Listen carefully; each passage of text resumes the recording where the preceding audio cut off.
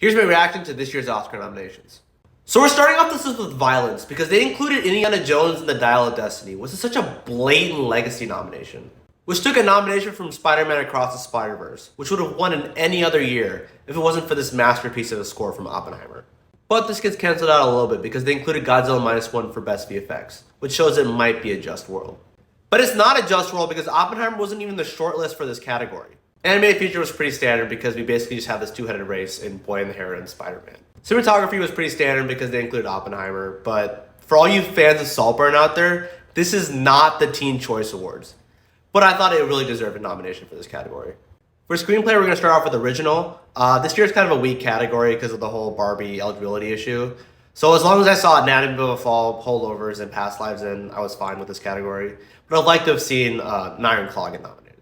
And because of that eligibility issue, Barbie got pushed to Adapted. And this category is the strongest I've seen it in a while. Because all 5 of these nominations had a right to be here. And it shut out nominations that also deserve to be here, like Killers of the Flower Moon and All of Us Strangers. Now let's shift to the acting categories. We'll start off with the safest one, leading actor. And it's safe because these 5 nominations were the ones that were predicted for the longest time. So much so that they're the same SAG 5, which means DiCaprio was always going to be left off. And supporting actor was pretty standard because it was always going to be RRR. Robert Downey Jr., Robert De Niro, and Ryan Gosling, someone from Poor Things, and a wild card.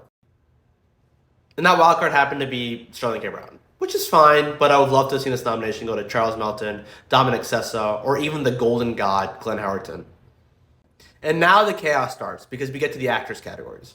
For supporting actors, there were only 2 nominees that were guaranteed, Emily Blunt and their probable winner, Divine Joy Randolph, as the other 3 were going to be wildcards. And because they picked these 3 wildcards, that means Penelope Cruz and Julianne Moore got shut out. Now one of the categories that everyone's mad at, Best Actress. Yes, Margot Robbie was not included in this category, but there are only 3 performances this year that I thought deserved to be in this category. Sandra Hüller, Lily Gladstone, and Emma Stone. And yes, I haven't seen Nyad, so I can't comment on Annette Bening's performance.